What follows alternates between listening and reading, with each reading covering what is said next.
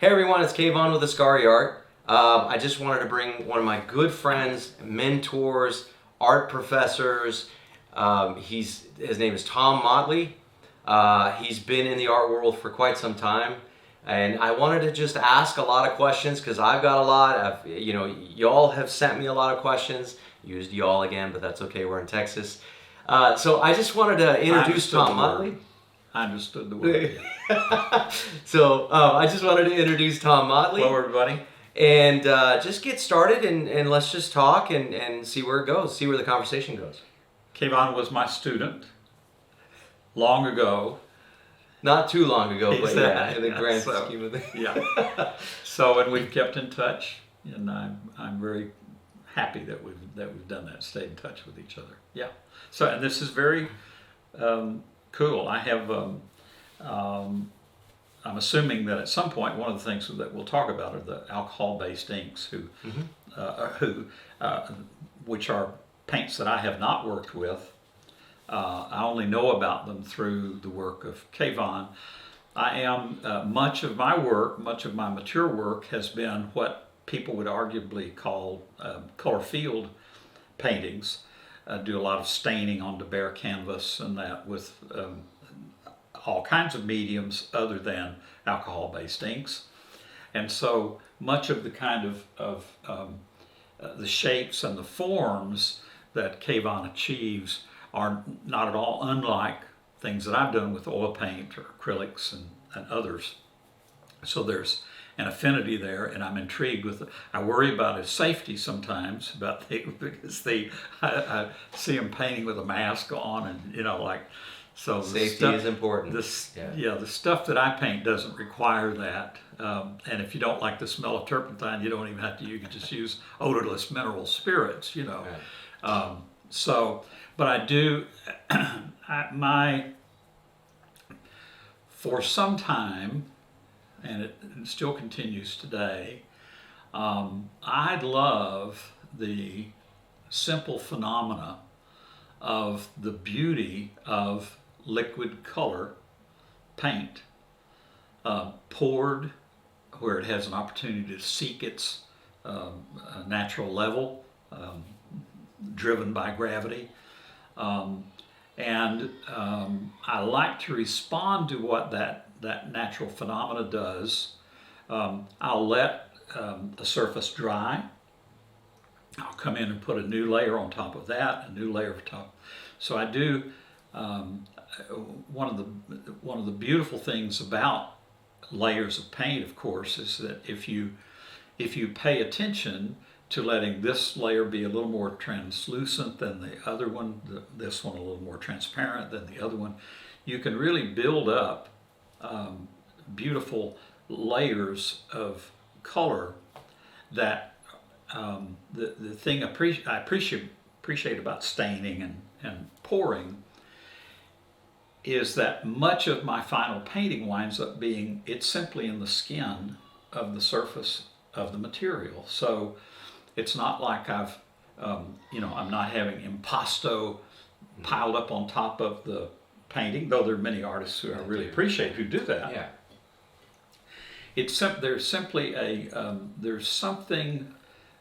There's a sensitivity that I have for color that has become the fabric that you're looking at, and that is still important to me. Yeah. Now, tell me, you've obviously been in art for a long period of time. I know you've sketched when you were young, I've sketched when we were young. Tell us, or tell the audience, tell them a little bit about yourself and how you got started. Just getting into the art world, what inspires you? I have been, my earliest memories, about the age of 3, are me drawing. I remember drawing at 3. I wanted to draw at 3. I was fascinated with the Sunday funnies, the comics, and my family were all farmers from Hill County, down between Waxahachie and Hillsboro in Hill County in Texas. And my love of my dad was the kind of guy, he was a roughneck in the oil fields in Beaumont. He ran away from the farm, went to Beaumont to work in the shipyards there during World War II. He'd already gotten out of the Navy. Anyway, so I was born in Beaumont. My early years up through third grade or so were there in Beaumont. And so I had great visual contrasts as a child of Beaumont, Texas is kind of like living in a terrarium. Anything will grow there.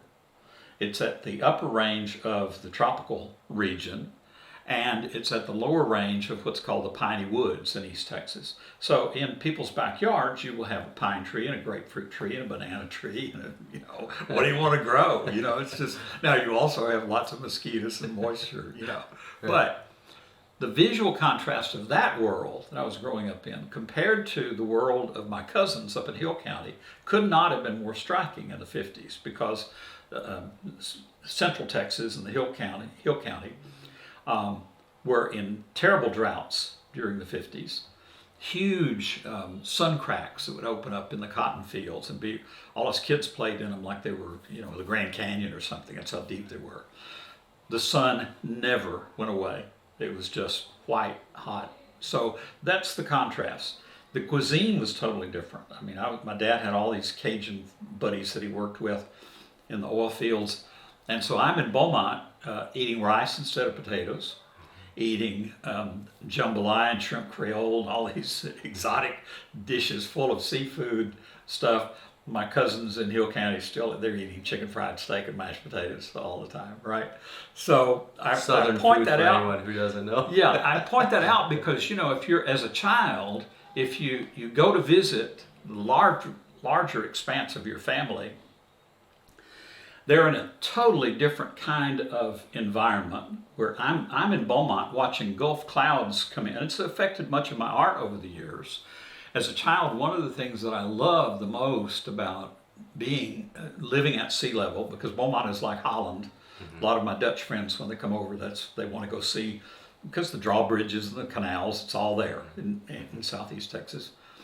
When the storms come in over the Gulf, they're like the sky is black, mm-hmm. and so I can remember as a child laying back in St. Augustine. Everybody's got St. Augustine grass. It just grows wild. Thick, rich carpets of green. Mm-hmm. And you almost feel like you could reach up and just touch the cloud and it's going to start dumping water on you, Mm-hmm. So it's like being in Holland. You're at sea level or below.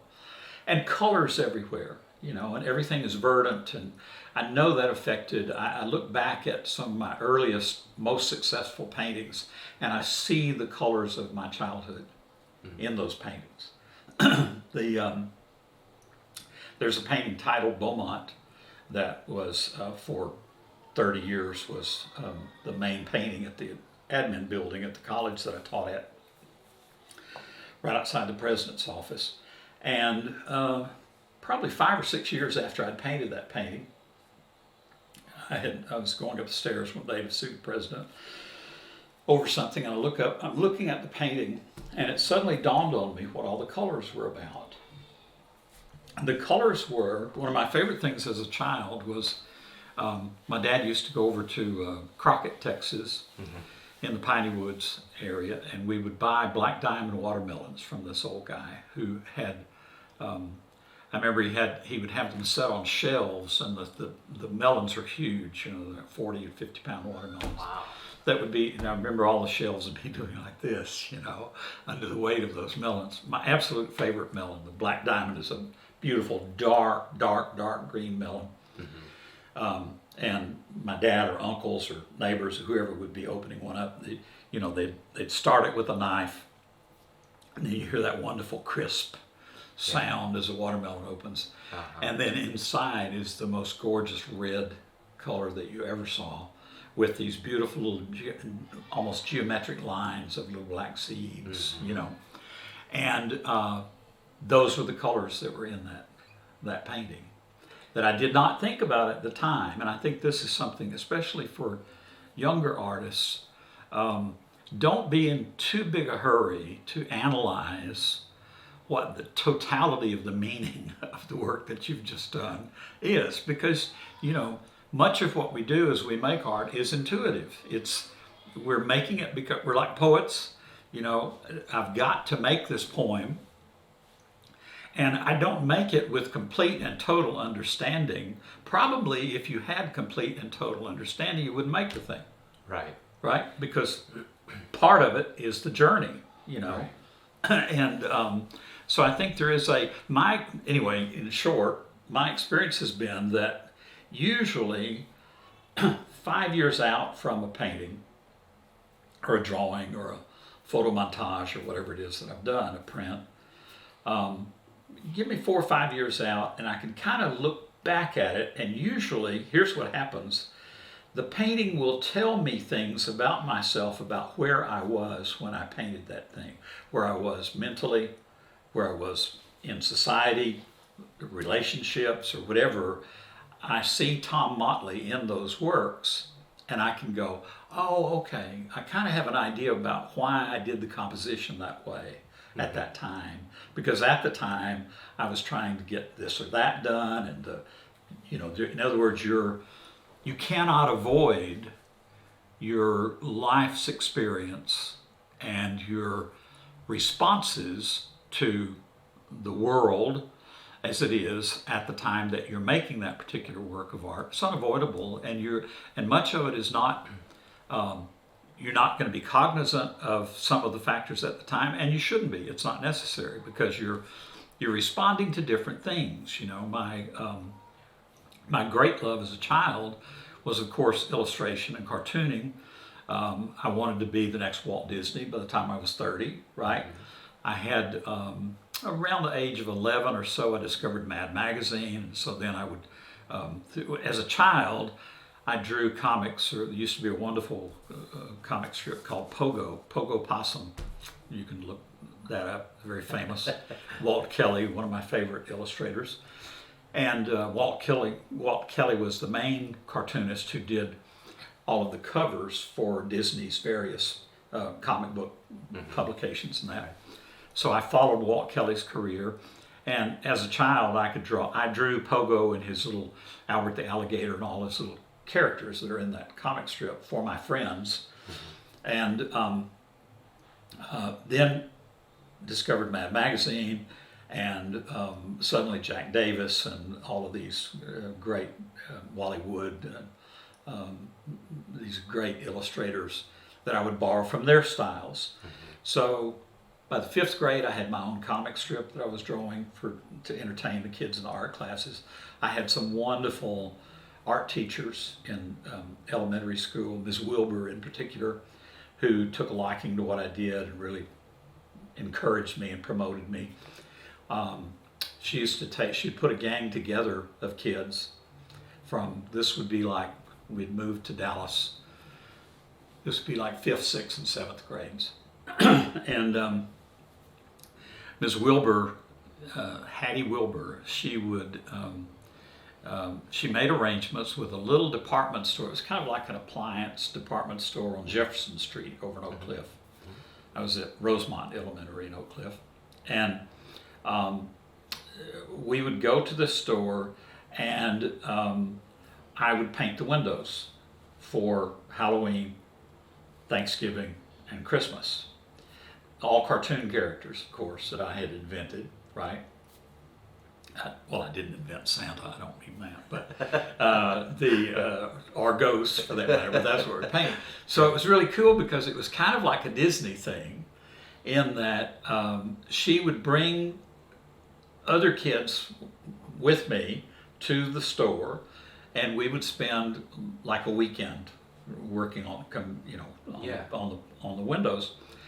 And I would draw the basic shapes in a kind of I remember I'm trying to think now what it was, probably like a white charcoal or soft charcoal. I remember it was kind of soapy. But I would draw the outlines, and just like in Rubens' studio or Walt Disney's studio, the workers would fill in the colors and that kind of shit. It was so cool. You already had your art. You already had your cartoon studio. Yeah, I had my cartoon studio in the 5th grade. Exactly. So Tom, you brought up a couple points that I want to elaborate on. Yeah. One is you said something about that really struck with me, and it's about your intent. So originally, when you're making the paint, your intent is to making the painting. Your intent is to just get the creativity out. You don't have like a story behind it yet because you haven't discovered that yet, right? So that kind of comes out 3 to 4 years later. And I know that I have that trouble sometimes because I'm like, oh, I'm painting this. I don't know why I'm painting it. I'm painting it with the intent that I want. I'm thinking about color, composition. I like these colors, I like these things, but I don't know why. Right. And so this is an interesting point to a lot of the subscribers, because sometimes we don't know why we do some of the things that we do. In my case, I think my life of making art is really pretty clearly divided between illustration and fine arts. By that I mean, when I was doing anything illustrative, still life landscape figures, they were always story driven or object driven. Right. So I must say that one of the great things about studying American art history is that there are lots of examples of artists like Edward Hopper, who had a foot in both worlds, right? And Andy Warhol, perfect example.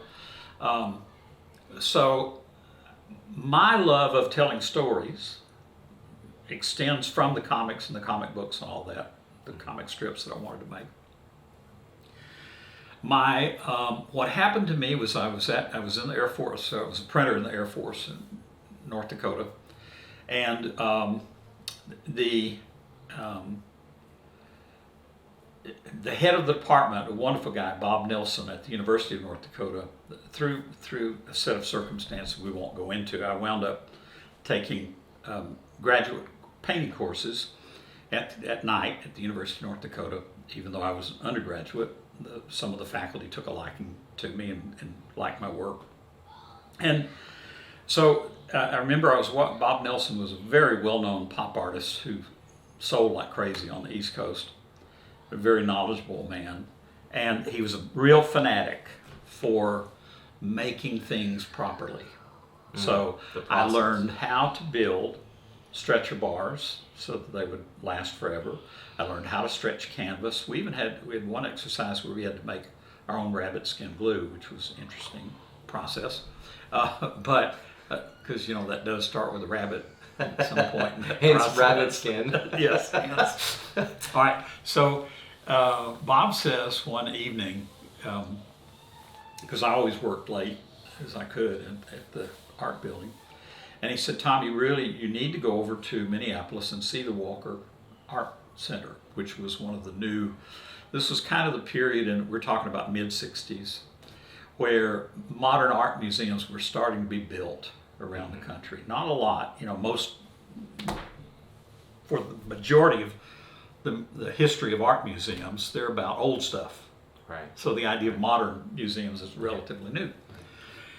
So I go over to the Walker Art Center for a visit, and I walk into this gallery, this huge, massive cathedral-like gallery, and here were abstract paintings by Morris Louis and Helen Frankenthaler.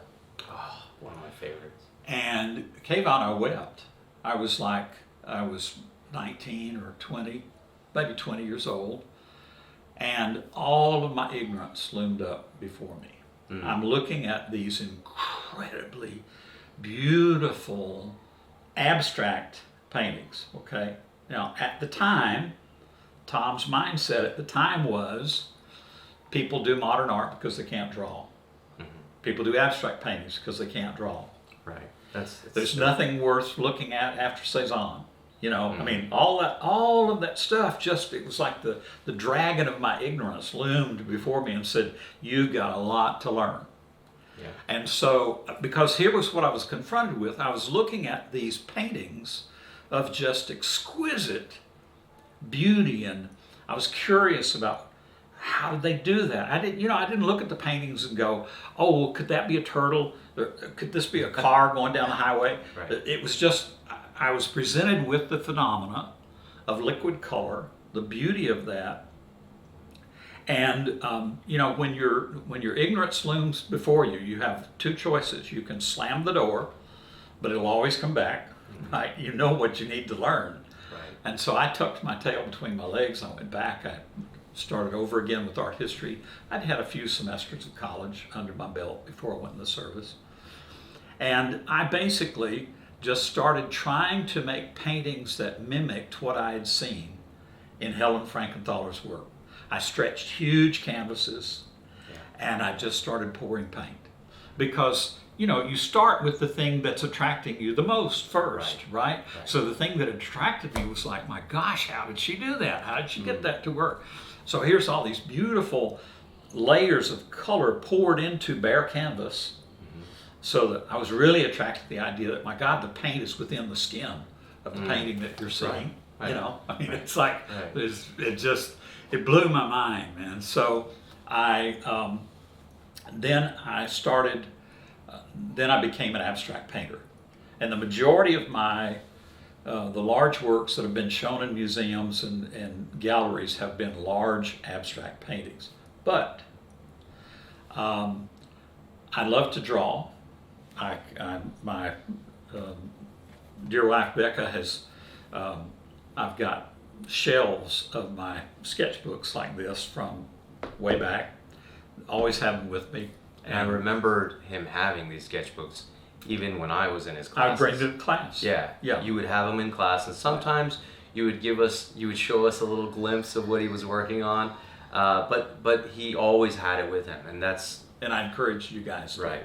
do that. I still have mine something as well. that I would do, I'd see Kayvon or another student in the hallway or in the cafeteria or perhaps at a grocery store, and I would always ask to see their sketchbook. It was something that you guys got used to. That it's if you run into Tom, he's going to ask you to show me what you're sketching lately. I think it's really because it's to draw. Let me back up a second.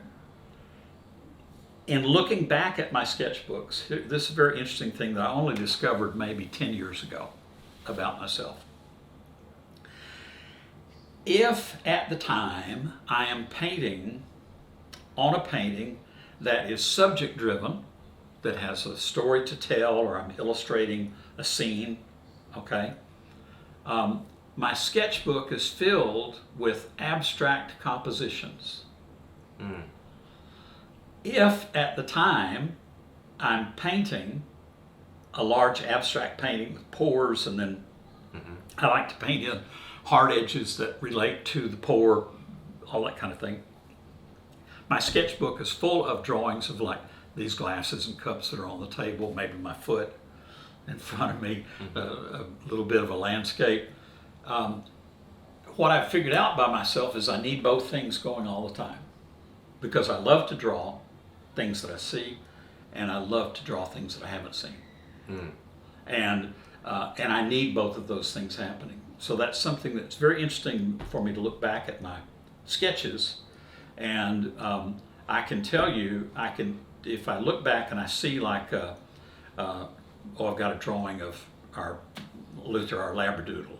If you've got a drawing like that on one of my sketchbook pages, I'll guarantee you that at the time I'm doing that, I'm working on some really complex abstract piece that's just pursuing me, like a obsession. You, right? I need to make like a drawing of something real in the sketchbook, and balance? Something. I think so. I really think so, because I love both, and as you know, I taught. Drawing was my métier, and I taught drawing for decades at the college that you were at, Richland College, now called Dallas College. And I love teaching others how to draw things because in particular, I think the younger the better.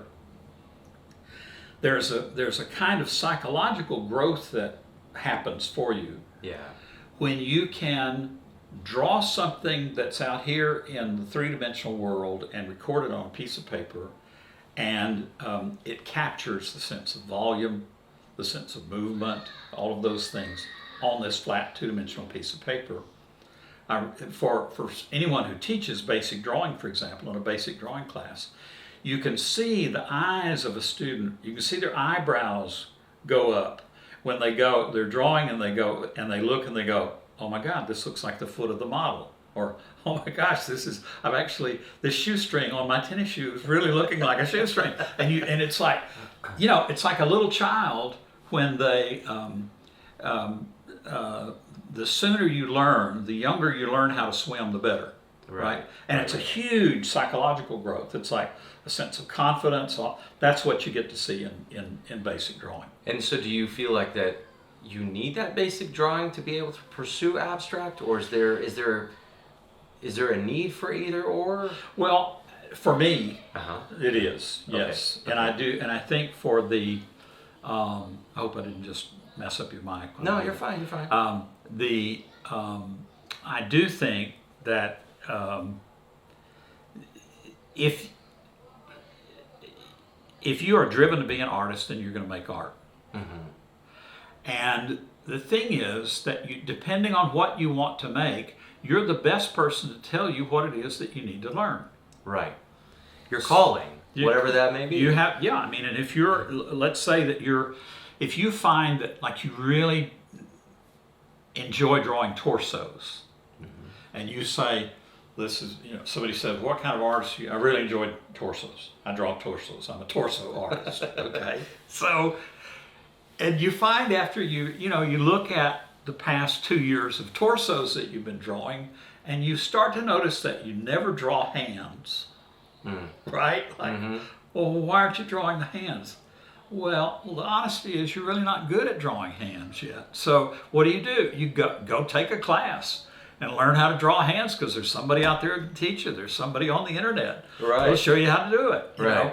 So one of the Achilles heels of some artists, particularly artists who love illustration, is that you don't be in too big a hurry to get into a niche. Don't be in a big hurry to find a style, because you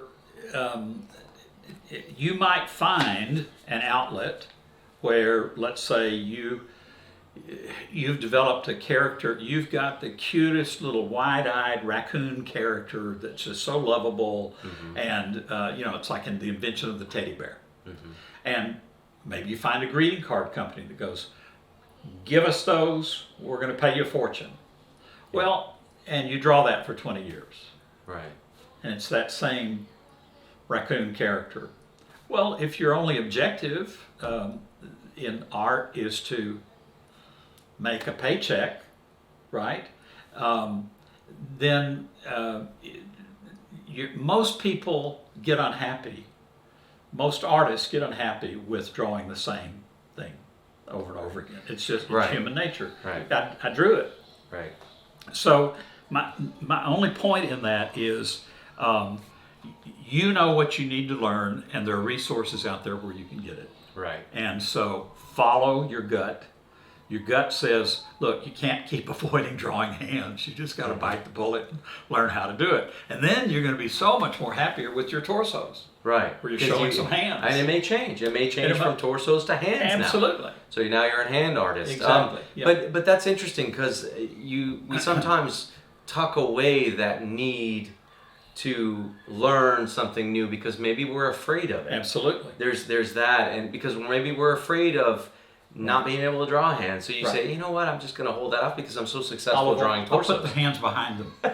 Or just cut the hands off completely. And so here's the deal with that. In life, period, because I'm much older than you, and I know that you appreciate that. Yeah. I have so much wisdom. You do. No, to no, you do. provide you with. But seriously, here's the deal. Whenever you learn something new, you're giving up something. And often it's something that you really held on to. Like, as I'm learning this new thing, it's like learning that there's no Santa Claus. All right. For the kids watching, well, I don't know if there's any kids watching. Yeah, so we'll cut that part out. No, it's if he exists or doesn't exist. Yes, I mean, I still love Santa Claus. So it's no attack on Santa Claus. But when you learn something new, there's always something that you give up, and what you're giving up is the ignorance. When you learn something new, like I learned that, hey, guess what, Tom? When I saw those Helen Frankenthalers and those Morris Louis, I went back, started looking at art again. Right. I learned some amazing things. I learned, for example, that Jackson Pollock, the drip painter so-called, had to take all the kinds of courses that I took for my BFA. And he had life drawing classes, and by the way, his great passion was the human figure. He had teachers like Thomas Hart Benton, the great American regionalist. That was one of Jackson Pollock's teachers, right? So, and he learned a lot from him. Jackson Pollock worked on WPA wall projects by Diego Rivera and Orozco and those wonderful Mexican muralists that came up and worked on WPA projects. Those were also his teachers. My point is that Helen Frankenthaler and Morris Louis and all these other people that I was so amazed with, these other artists, they all had basic drawing. They all had advanced drawing. They all had figure drawing, and they had to take art history classes. And I was like, the thing that I gave up was that art was just magic, and God smiled on some people and made them artists, and didn't smile on the others. That is a great myth, Right. particularly in our society. Right. You're an artist because you're talented. Oh, yeah, that's a terrible. Johnny over here is a mathematician because he's not talented. Right. Well, that's ridiculous, And so my point is, when you learn something new, you always give up something, and the thing that you give up is your ignorance, your lack of understanding, which is comforting sometimes. I agree with you. I think we're all artists at young ages. We all sit down and draw. We all sit down and color. We start off as artists, but I think as we grow older, someone tells us, you're what is that? That doesn't look as good. Or your parents say, no, you need to focus on a particular career path. Or you see someone else's work that's better than yours, and you become discouraged and you stop doing art altogether, and you tell yourself that you're not an artist, that you can't draw, that you all kinds of reasons. Right. That's the ignorance, I think, that I try to teach others on my channel, that anyone can do this. You just have to have that practice mindset, have to continue to explore and find your own journey, just like I'm doing this. I'm finding my own journey. I'm sure you're still on your journey. Absolutely. We're all on our journey as we're learning. And the ignorance is that interesting aspect of leaving something behind. Yep. And it's the mindset of maybe, I'm not an artist, or I'm an illustrator, I only draw hands, I only draw cartoon characters, and that's what I'm on. Right. But you gotta be able to let go, that mindset of being able to let go. To learn something new.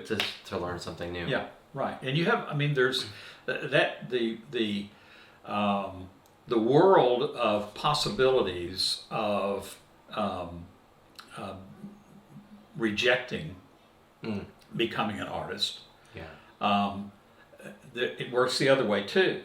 I taught for so many decades that I can't tell you how often a student would come to me and say, well, I'm here because my high school counselor said I can only do art. Oh, yeah. Or my high school counselor has told me, honey, you're an artist because you can't be a mathematician. You're not going to do well in those math classes, so go ahead and be an artist. You're going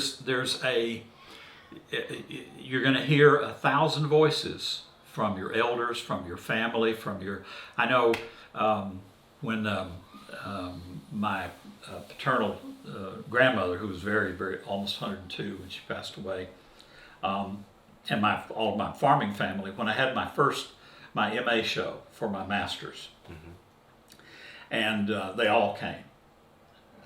All my uncles and aunts and all these people who loved me, all this farming family, everybody came to my opening, and I was here. I had all these huge abstract paintings that were my best efforts at these great stain paintings, I call them. And almost to a person, my uncles, my aunts, my cousins, my grandparents, they said to me, Tommy, we just wish you hadn't given up cartooning. Why aren't you still doing cartoons? Well, at that time, I'd been through 4 years in the Air Force. I was more adult, had a kid of my own, all that. Right.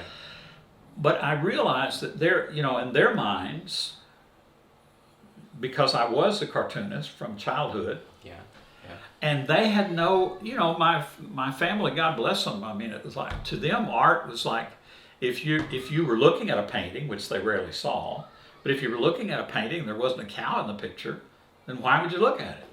What kind of art is that? Art is that? Tommy, where's the farm? And they're like, what's all this abstract flowing colors and stuff?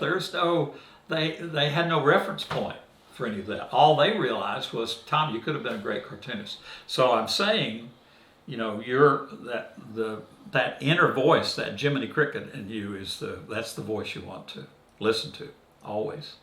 Now we're going to jump a little bit, because I'm kind of curious. Actually, let's take a quick break. I'm going to take a quick break, and we'll come back. We need some water. Yes. We'll come right back. So stay tuned. Hi everyone, we're back. We had to take a quick break because we needed to drink some water and make sure we continue talking. So, Tom, I think really good points. There's a lot of things that I deal with as an artist moving forward and doing, and one is procrastination. Now, I sometimes procrastinate. People tell me, "Oh, why are you procrastinating? Just get it out."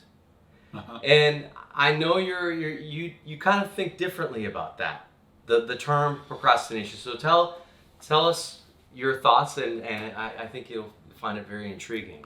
I think that the word procrastination was invented by people who can't sit still, who are impatient, judgmental bean counters, essentially. And because a poem or a painting or a symphony are things that take time. And it doesn't mean that you're not going to get inspiration. Sometimes comes like that. But then you've got to figure out how to make that imagination, that moment, that imagining, how do I make that manifest? Right. How do I get to see it? Yeah. And that takes a while. Or how do I get it out? Yeah, it's the same thing. Yeah, right. Same thing. Right. And so there's a gestation period that has to occur. That I still have and have had for a long time two paintings in mind. I see the composition in my head. I know basically what the linear elements and the shapes are going to look like. They're both abstract paintings. But I still have to figure out how to bring them to fruition. Right.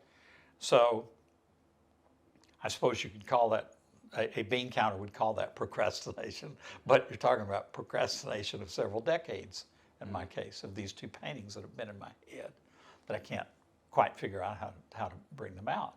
I think that what I find is that because I've been making art for so long, that I enjoy drawing, I enjoy painting, I enjoy printmaking, I enjoy doing photo montages, I enjoy doing collages, etc. And in the studio, that requires itself a lot of physical doing. And so what I find is when I'm gestating a new idea, and sometimes as I said, it may come to you in a flash, and you go, "Oh man, that I can see that. That is so cool. Okay, now I'm going to do the work to try and figure out how to get that out."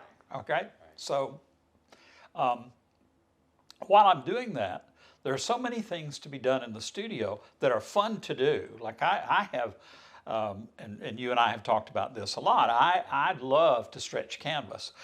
In fact, I remember you called me one day from, I guess your junior year probably, when you'd just gone into your junior year. Yeah.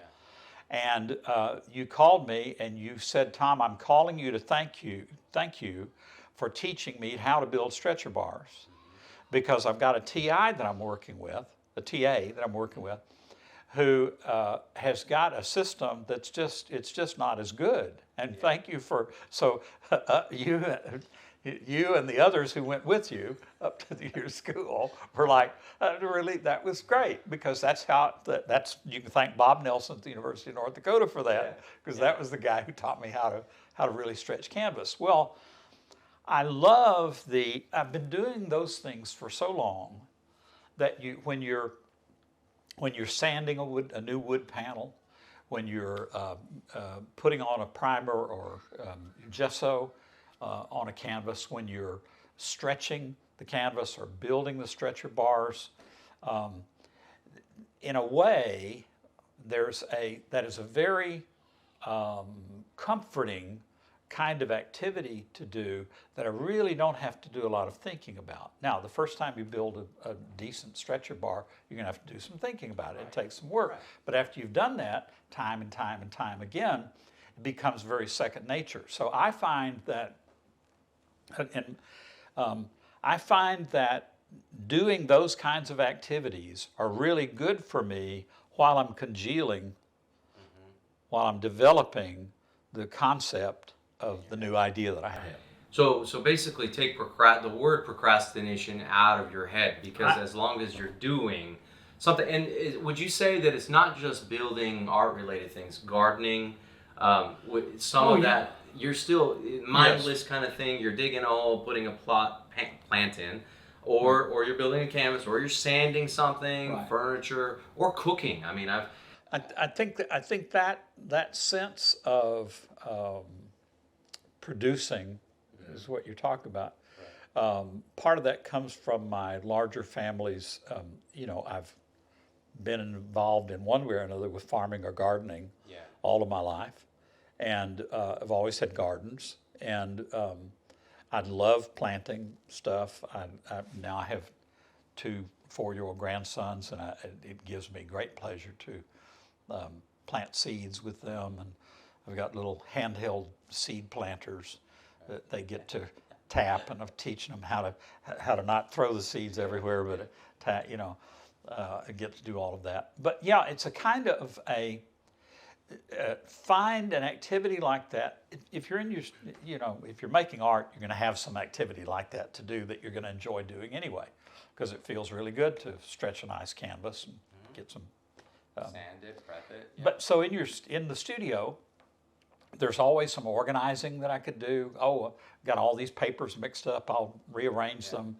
There's always, you've got to do inventory every now and then, take a good account of what you got, because nothing worse than you get to a certain step that you need to achieve on preparing this canvas or whatever, and oops, all of a sudden I'm out of acrylic medium or whatever it might be. And so I consider all of that to be activities that I'm doing while I'm letting are we okay? Yeah, it's fine. We just had a camera down. Okay. That's okay. I find that those are things that are ultimately involved with the making of the art. If I go out and work in the garden, that's involved with the making of the art, because it's something that And as you said, the cooking, I love to be in the kitchen to see what happens with the stuff that I've grown, see what we can do with it, Yeah, you know, like right. that. That's an And artist in itself. definitely, Right. cooking is Cooking is, definitely Yeah.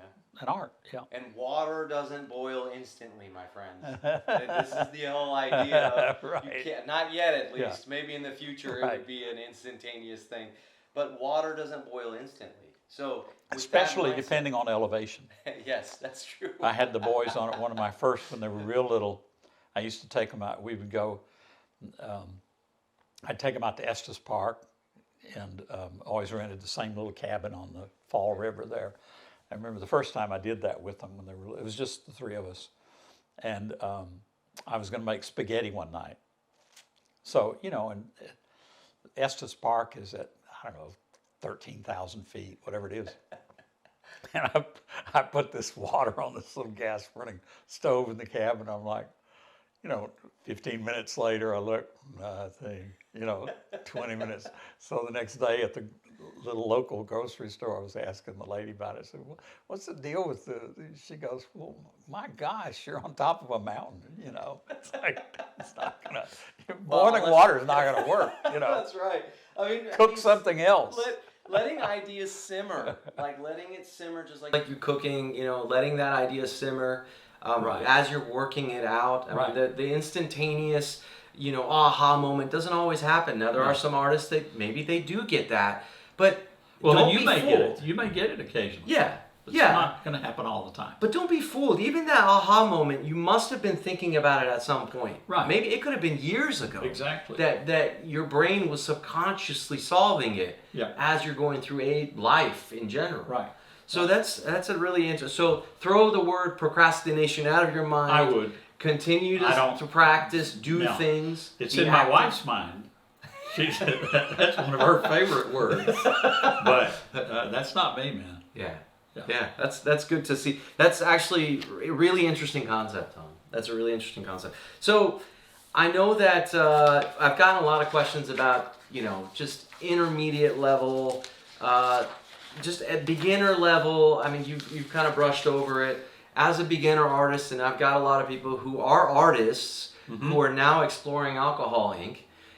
But there are a lot that have office jobs or have been attended family for long periods of time, and now they may have been doing art when they were younger, and now they're getting back into it, Right. and they're getting started in this new medium. And I've been getting questions about, you know, how do I know when I have a body of work? How do I, you know, how do I price my work? These are always questions. Do I need an artist statement? You know, if I'm getting out there, and I know there's a lot here, so we could just kind of break it down. That's a bunch at once. So how do I know my work is good enough to go? Like, how do I know when I'm ready to show the work? You just put your foot in the water, you know, and if you're going to present your work to a gallery or an ad agency, or you know, if you're wanting to do some commercial illustration for some outfit, research the company and look at what mostly they seem to do. Does that fit some of the things that you're working on that you're interested in? Would you like to work for them? Not just as a kind of, oh yes, they're the best agency in town, I really want to work for them. What do they do? What kind of stuff do they do? Does any of that look like it might align with what you have done or are interested in doing? If you're going to approach a gallery or an agent, even if you're looking to have your work put on one of the online websites, take a real good look at what they're already showing and see if that lines up with something that you may decide you don't want to be a part of that group, or you really want to be with this group. I do think that building a portfolio is important. And I had, for some reason, in high school, I used to ask people in high school, do you need a business card? Can I do a cartoon for your business card? Can I you've got this nonprofit organization. Do you guys need a holiday newsletter or whatever? Can I do some drawings for that? Somewhere along the way, I figured out that I needed to build a portfolio that had examples of printed works in it. Today it would be digital, online mostly, but you need a portfolio. I used to, for years and years and years, pre-digital world, I carried a little portfolio with me, about 18 by 24, that I just hauled around, I always had with me. If an opportunity came up for me to show it to somebody, who knows, they might want a painting, or they might want me to do an ad for them or whatever. My portfolios today look like this. I've got different files of different kinds of images. I still do representational work. The majority of the work that's been in museums and galleries has been large abstract works, but almost all of my big commercial commissions in public places have been illustrations. That balance that Yeah. you talked about earlier. Yes, right, and they're everything recognizable. They're all, and I think that my point is that you have to do some research a bit before you approach the person, because it's not going to help you if you're trying to present your work to somebody who just clearly doesn't use that kind of work or doesn't show that kind of work. God knows there's plenty of venues out there for you to look for, so you'll find something. And how do you know when you have a body of work? Well, that takes a while, and but the body of work only gets done through the doing. Yes, you have to. You just continue exploring. Absolutely, and look for outlets to. Honestly, I did menus. I did cartoons for menus when I was younger, and as I said, I had simultaneously in my career over the past several decades, I might be working on a commission for somebody's collection of a large abstract piece, or it might be a sectional piece. I've done a lot of sectional pieces, pardon me. I might be doing that at the same time that I have a commission for this title company downtown that I'm doing this big painting of 1930s type bungalows for their lobby. Yeah.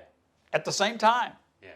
And that's what I mean about my, I have always sort of had one foot in, that were in the illustration world and the other foot in the fine arts world. At least since 20 or so, when I realized that that there was abstract work that was worthy of my attention. You weren't willing to let go of the illustration because that keeps you balanced. I love to draw. Right. I love to draw. I love teaching to draw, and drawing is a way of owning your experience, like a writing instructor would tell you that writing is a way of owning your experience. You go travel somewhere, write down your thoughts about what you're seeing. Journals. Journal to you're in the 19th century. Everybody drew. Everybody did little watercolors, and you actually had classes at school where you learned how to do watercolors, learned how to draw. I'm talking about grade school and middle school, because nobody had handheld cameras. Or computers. So definitely not computers, but if you traveled somewhere and you wanted to record that little scene of a canal in Venice that you really liked, and you didn't have the money to buy a Canaletto painting, right?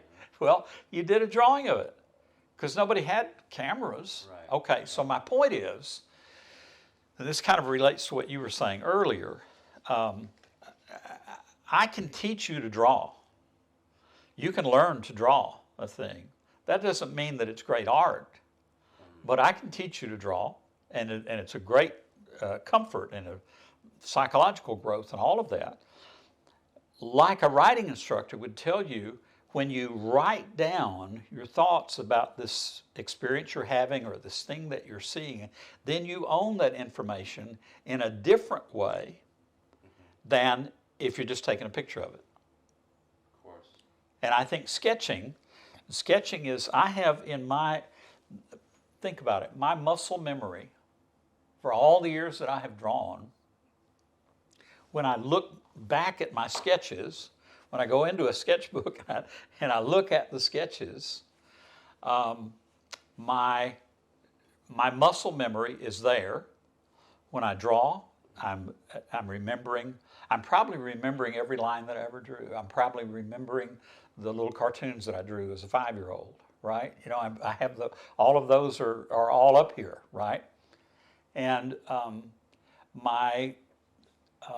it's interesting about the journaling. I don't want to get off of this topic too much, but I love to write about art, and that's been something that I've always enjoyed writing. I think probably because as a child, one of the main reasons I learned to read very quickly and enjoyed it was I wanted to know how to read the funny papers, the comic strips. Because they're all, you know, you hear all this talk about text and image. Well, hell, that's what I've done all my life. You know, it's all been text and image, right? Right. And so I wanted to learn to read. I loved to write. I have favorite poets, Seamus Heaney and Gerard Manley Hopkins, and all these great poetry. Poets and painters are very much alike, and they've often been great friends. Right. But I write for, I have written museum catalogs about various artists, written essays for museums. I write for online publications. I write for Art Spiel, Utopia, Zugenspiel. We'll put all the links down below in the description. Yeah, right. Yeah, and so I love writing about other artists' works, and I love writing as a way for me to think about, to do a critique of somebody's work as a way for me to intellectually challenge myself, to come up with ways of looking at what they're doing and seeing where it might fit with something that's happened before, make a connection, but talk with them, see what their interests are and that. So I very much enjoy writing about art, and I've been very blessed I've written papers for the NEH. I've, as I said, done various essays for different museums and that. So that's another portion of your doing. So Right. that's helping you Precisely. Yeah, simmer the ideas. It affects as the well. way I think about my own work. Right. If I look at something that you're doing, and I'm challenged by it, and I'm very much challenged by your work with the alcohol-based inks. It's something I'm very, very interested in. And you and I have talked about composition, and you've got, you know, any medium presents you with tremendous opportunities and tremendous challenges. Same time. To try and, like, oh my gosh, why won't it do this? Yes. Right? And you go, oh man. You know, I once at 2:00 in the morning in my studio, one of my graduate studios, I was working on most of the paintings I was doing at the time were like 7 by 9 foot paintings, quite large abstract paintings. But when I say abstract, I don't want you to have the idea, but my abstract paintings have some great precision to them too, in addition to the pores. Right. And we could put a couple of those on this we'll tape if you wanted to. So, then I still, anyway, so I had most of my, what I call stain paintings, have to be painted flat in order to sort of at least let the shapes kind of seek gravity and seek their own level. So I had built some short sawhorses to prop this 7 by 9 foot painting up on. And Dan Grandin, who was my studio partner in grad school, he and we often worked very late. He had one end of this huge studio and I had the other. And and I would kind of move around. I tried to have it up high enough that I could sometimes sit on a chair next to it, and reach over and get to the center of it easily. And these stains that I were doing were kind of concentric circles. I called them ghost rings. Mm-hmm. And so, I kid you not, I used various types of syringes. Mm-hmm. Jackson Pollock actually used a turkey baster to do. That's how he did all that stuff, right? So anyway, and I tried everything you could imagine over the years. But here I am. I'm leaning out into the painting was almost done. And I was putting on the last couple of drops. And I mean, I'm talking about counting 60 drops out of the same container, dispenser, and having to be accurate with each one because there's a series of these concentric circles. And I fell over into the middle of the painting. Oh. I was worn out, and I'm going like this. I'm just like, and I kind of slipped a little bit, and I fell right in the middle of the painting, and so it was destroyed. It was, those paintings took me, I could probably get 1.5 to 2 of them done in a month. So. I mean, it sounds very one tedious. A month. I mean, you're literally counting the drops. Oh my gosh! Because you have figured out the process to get the image that I want. Right. To get the size correct that I want. The way it flows. Right. Yeah. And so that's the interesting thing about alcohol, ink. Obviously, the practice that we do, it's the same similar thing. You have to practice. You have to do.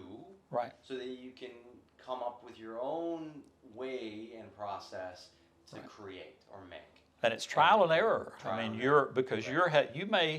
You may really understand procedurally, you may understand what these two colors are going to do when I put them together. I mean, obviously, after you've used the alcohol-based inks for a while, you kind of know, well, if I put this darker color over this lighter color, it's going to do this. Those sorts of things that you develop an affinity for. But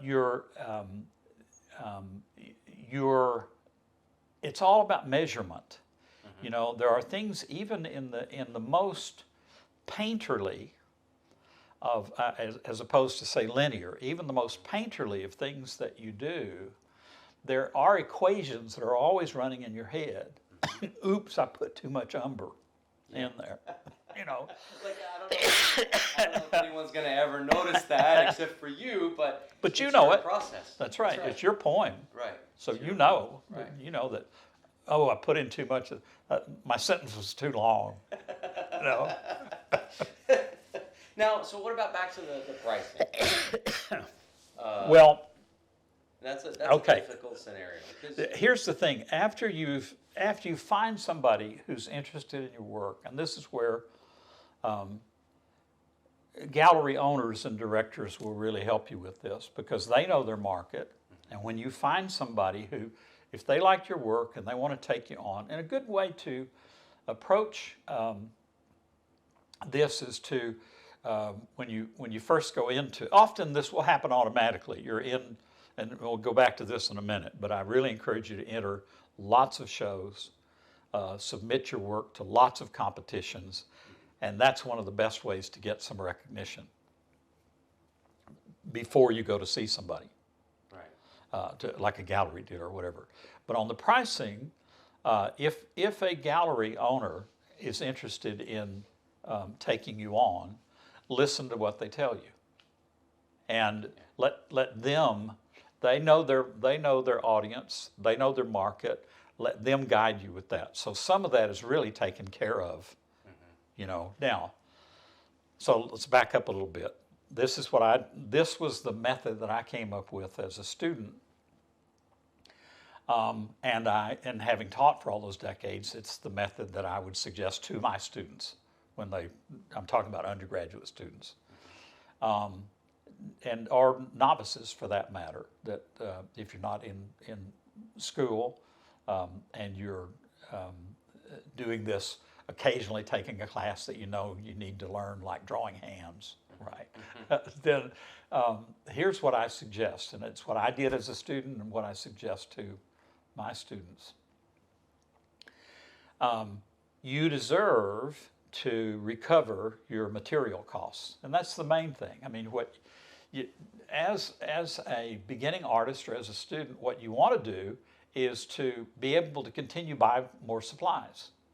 So make sure that you get your investment back. Now, that's not really hard to do. I mean, keep all your receipts for when you buy your supplies, and then when you're working on a painting, it's really doesn't take you long to figure out, oh, well, the percentage of paint that I've used for this painting is about X amount, and so that's about what it cost me to do that. It cost me this much for that piece of paper. That's very easy to break down. And here's what I found was the great advantage of that. Oh, and then the other thing is so what you add to that, once you've figured that cost up, then in your day timer or on your calendar, and I practiced this probably because I'd done so much illustration work for people. Yeah. I just got in the habit of when I would go into the studio, I marked down the time that I started and the time that I quit. And so so you can see that you could break that down to like on a painting that you're going to ultimately put a price on. You could say to yourself, okay, well, it looks like when I add all this up for this particular painting, I've got 36 hours in it. I've got 24 hours in it. That's really not hard to figure out, right? You'd do it with any other job, right? You know, I dug that ditch for, however many hours, right? I did that one summer, dug ditch. Woo, boy, that was a tough job. But my point is, what I would do then, I would figure up the number of hours that I had on this particular image, and I would pay myself 10% above whatever the minimum wage was. 10% above the minimum wage. Okay. Right. So whatever the minimum wage was, that per hour, and I'd add 10%. So in other words, I deserved 10% more than whatever the minimum wage was at the time. And I'm so old that, back in the day, that was not much, right? But the dollar bought more, so it's all relative. But here's my point about this. I used to tell my students, okay, we've got this student show coming up. You've gotten in the show.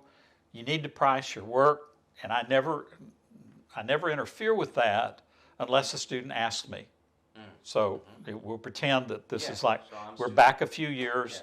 Yeah. You were in my class, year and a half ago or something. Yeah. And so you would come up and say, well, Tom, how do I price this? Well, this is the system that I would give you. And I would often start out with, I would say, well, Kayvon, how much do you want for this piece? And Kayvon would say $18,000. And I'd go, I don't think we're going to have any of those kind of buyers at this show that you've just been accepted into. How about we do this? Figure up the number of hours, figure out what it costs you. And here's what's advantageous what's helpful for young artists and for students in particular, is that if you have somebody who really likes your work and they come to you and they say, I want to buy something of yours, how much is this or that? It just makes sense that, like, if you were buying any commodity, if you say, I want $300 for this little painting, whatever it might be, and they go, that's a little more than I did, because this will happen particularly with people who haven't bought a lot of art. They'll say something to you like, well, I'm just curious, I really like your work, but how did you determine that? And if you can show them, I mean, that's what happened to me as a young artist. And if you can show them, well, I had this many hours in the painting, this is what I valued on that, and it cost me this much. Most people have no idea how expensive art supplies are. especially if you try to, you're going to put a wooden slat frame around one. Yeah. They don't have any idea what that is. So my point is, especially somebody who really wants a piece of your work, it doesn't mean that you have to give it to them. It doesn't mean that you have to undersell yourself. But what they like is that rationale of, okay, that's how you came up with that figure. And 9 times out of 10, if you're using a formula like that as a young student, most people are not going to balk at that anyway. And it's not like you don't want to have to be in the position of talking them into buying your piece. And if you've got a mental rationale as a beginning artist, if you've got a mental rationale like that, then you're not going to give the work away. Anyhow, it's not. Because that's you don't your want to do cost, that. and that's that you know what you Right. put into it. And that's, Then after you get a following, that person, listen, it's like everything else in this world. It's all about word of mouth. All of my large commercial commissions, really practically speaking, came about because I did a piece for this company. That person talked to a friend about it, or they saw it and they said, here's Tom's number, why don't you give him a call? And then I'd wind up with another commission because of that. Almost all of the large commercial commissions were word of mouth commissions. and nowadays it's a lot easier because now you've got online, social media. Of someone course. sees it. Of course. Someone shares it, and it's like it's exponential. Precisely, right. It's so much, that's how I do it today. Somebody says, could you send me some examples? I'll send them some examples, and they kind of go, I like this or that. Now, I still, with painting, people want to see the paintings, and so you can never try to get in as many shows as you can. Try to, if you're interested in painting or drawing or printmaking or photography, go ahead and just like being a contestant in the rodeo, pay your entry fee. It's like fishing. If you don't throw your hook in the water, then the fish never knows that you want to catch them. So you have to. And there are lots and lots of shows out there. There's cafe art and all these different online There's artist services. guilds. There's local guilds, city guilds that you can be a part of. Clubs and and they have shows as well. Absolutely. Coffee shops. So there's a lot of coffee shops. If you want to dip your toe in water and you want to debut some of your work, go to a coffee shop owner. Right. There's a lot of them around the country. I had before I went in my first couple of semesters in college, I worked for Ron Shipman, Ron Shipman owned a coffee house in Dallas at the time down on McKinney Street called the Rubaiyat. And the Rubaiyat was a true coffee house that had folk singers and poetry readings and a bunch of beatniks and stuff. And me, I was the 18-year-old resident artist for the Rubaiyat. I did all his menus and I hung my art on the walls. I did his big sign outside. I found a bunch of, I borrowed a number of different types of Persian lettering shapes, did the Rubaiyat, did all that. It was really cool. And so when I would I was like, freshman in college, take a date to the coffee house. Here's all my art. It's pretty cool, right? Yeah, at the coffee shop. So anyway, and Ron is still alive. We're dear friends, but I was the 18-year-old artist for the Rubaiyat. He didn't pay me for anything for hanging the paintings on the wall. He paid me for the other stuff, the commercial stuff. But everybody saw my work, and I sold a few things because of that. The other 18-year-old resident, by the way, was a young folk singer named Michael Martin Murphy. He was an 18-year-old folk singer who did songs like Geronimo's Cadillac and Wildfire and all those big songs back in the day. Wow. And we were friends. We were actually he was a music major at the same college I was at. My point about that is that just came about because I was interested in folk singing. that was the place in town to go if you wanted to do that. And I just got up the courage one time to introduce myself to Ron, a kid, and he was very famous. I mean, I got to meet Theodore Bickel and all these fabulous folks and famous folk singers through the Rubaiyat. And I said, "Do you need any art done?" And he said, "Well, what do you have in mind?" I said, "Well, I don't know. Like I could do some posters and your menus and that kind of thing." Next thing I know, he's buying all this equipment to have me paint this big sign to hang out on the outside of the place. And that just came about because I had the courage to just go up to him and say, I'd like to put some of my art in here. Do you need any art done? And you had your portfolio with you. And I had, absolutely. Absolutely. Right, I had my portfolio, which in those days did not look like this. No, it wasn't a flash drive. Sometimes that's actually the real portfolio could still, even in today's times, come in handy. Yeah. The reason why I say that is you could take a picture of your work if it's big. You don't want to drag around 5-foot canvases, but right. You take a picture of it, have it with you in a little notebook, because not everyone's going to have time, especially owners of shops. They're not going to have time to go to Instagram to check out your work. Exactly. But you have it then and there, and then you open it up and you say, "Hey, I just wanted to show you this really quick." Gallery owners, coffee shops, wherever. Sometimes that comes in handy because it's right then and there. They don't have to go outside of what they're doing to go see your work. Exactly. That's almost selfish to think that someone may take the time to do that, and they may, but you always want to be prepared and ready. Right. And especially, I mean, there's still, you just think about if you like to go clubbing, people still do rock and roll posters.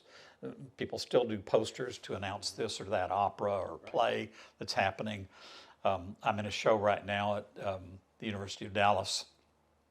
It's my former boss. I was this guy's graduate assistant in grad school, Lyle Levinsky, who was head of the department at the University of Dallas. And for 50 years, Lyle collected prints from all over the world, all of his travels. So there's this incredible show on right now at the Haggerty Gallery there. And everybody's in it, Rembrandt, Hogarth, Daumier, name it. He's got all of those prints. And they're just, it's an amazing show. And I've written about the Winslow Homers that are in the show and some things. But also in the show is one of my prints. It is a poster that I did for a coffee house in Grand Forks, North Dakota that I managed on the weekends called the Spectrum. And so my poster's there. It says, and it's a typical kind of rock and roll looking poster. Step out of your mind, Spectrum Coffee House, blah, blah, blah. And some of my artwork, And very proudly, he put my poster right next to Klaus Oldenburg's poster. So it's pretty good company. Came on, don't you think? I mean, it's pretty good. Yeah. So, my point is, if you can get something in print, and I do this today. I have like the Art Spiel, for example, is one of my favorite sites. You can look at that. I like to write for Art Spiel because I get to write long critiques of whoever's work I'm writing about with beautiful photographs. It's a beautiful site, Art Spiel. I'll put it in the link down below. Love to write for them, but any essay like that. Sometimes, like I did last year, I did a number of essays for the Grace Museum in Abilene for a big show that they had on David McManaway, a famous Dallas kind of surrealist artist. And I wrote a bunch of essays for them about him. And they're really beautiful, glossy gallery guides that they created out of them. I mean, I'm quite proud of them. They really look good. Beautiful. That goes in my portfolio, not just for the computer, but I have a portfolio of that print material. Mm-hmm. All of the articles that I write, the essays that I write for these different online publications, I go ahead and make a hard copy of them, put a staple in it, that goes in my portfolio. Because as you say, I mean, don't get me wrong, I love all of this stuff that we use, and it's another medium. Yeah, absolutely, it's just another medium, and sometimes it's very handy. Other times, as you say, you might be in a situation where, well, that person who says, well, yeah, I'd like to see some of your work. Maybe they don't have 20 minutes to wait on you while we draw up all, pull up put it the on the iPad, monitor phone, or whatever, right? right? Yeah. Here, let me show you this, and you right got, then and and there. there it is in your portfolio. So the poster is an example of that. That's so. I hope this information has come valuable to you, because there are different ways and different mediums to explore and get your work out there. Right. Just keep finding new ways. Now there's probably 100 other ways. Just by us talking about it, I'm sure there's shops that you just thought about. You will know what's reasonable for you, for your work. And much of the help that I got and that you will get along the way is when you do find a gallery dealer that's interested in your work, they'll guide you, they'll help you. They're interested in making a sale, they're interested in you making money. That has all kind of adjusted over the years. The percentages have adjusted over the years, but you'll work all that stuff out. But don't, if you find a gallery that's interested in showing your work, pay attention to what the gallery owner advises you. That's not something that you have to do all on your own. They're going to want to know what do you want, what do you want for the work, and then let them guide you with that. That's wise. But when you're on your own, if you're just selling the work yourself, you have parameters there that will help you figure out. Oh, okay. Well, it cost me this much and this much time. That you'll work that out over time. And sometimes, like as someone who, it has a full-time job. Maybe they're working at a particular store. They have a set number of hours that they're already being paid. Let's say hypothetically, it's not the minimum wage, but $15 an hour. You can add the 10% to that $15 an hour as a base, Sure. and get your supplies and the price for your cost. And Definitely, when you're just starting out, or if you're in school, I always felt like the main thing was, look, my whole purpose in doing this is so I can buy more supplies so that you can and make another thing. Right. So don't get greedy too fast. I'm not saying to undersell your stuff, but be reasonable. And it's very rewarding to have people want your work. Yeah. And but you do not have to give it away. Now we're all human, and so we have much of the artwork that we have is artwork that I have traded with my peers, and that's great. Trading with your peers is one of the great perks of being an artist, and of course sometimes you just want to gift somebody. You had a significant birthday recently. I think you turned 25 or something. I wish. And I had a photo collage from a recent show that I've done that I thought about you, that I wanted you to have that, and it meant a lot for me to give it to you, and it meant a lot for you to get it. Right. And so that's another perk that you'll have as an artist. So I'm not telling you not to ever give any of your work away, but trade it. Yeah. Trade you never it know. and sell it. You never know. That artist that may have traded with you may be the Helen Frankenthaler, the future that you never thought. And you're a millionaire because you hold one of the dearest. Not that you would sell it, but you're holding one of the pieces that is timeless. Right. And they have yours. Yeah, and they have yours. So in case And yours has gone up. Yeah. And then they die, and then their children sell yours for a whole bunch of money. That's okay. That's going to happen. That's okay. I'm sorry. Happens. That's called life. Yeah, right. It's called life. So I do have a question about where you sir. think the art world is going. And we're seeing some things happening in the market. But not the NFTs and AI right now. I don't want to talk about artificial intelligence and Really? NFTs. But not right now. And we're gonna take a quick. It's about hyperrealist. I've been seeing a lot of hyperrealism. A lot of people doing a lot of hyperrealist stuff with charcoal and pencil.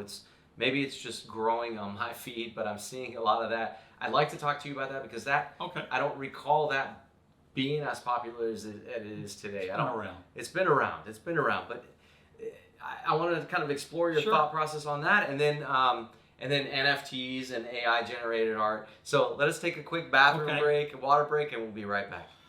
Okay, hey everyone, we're back.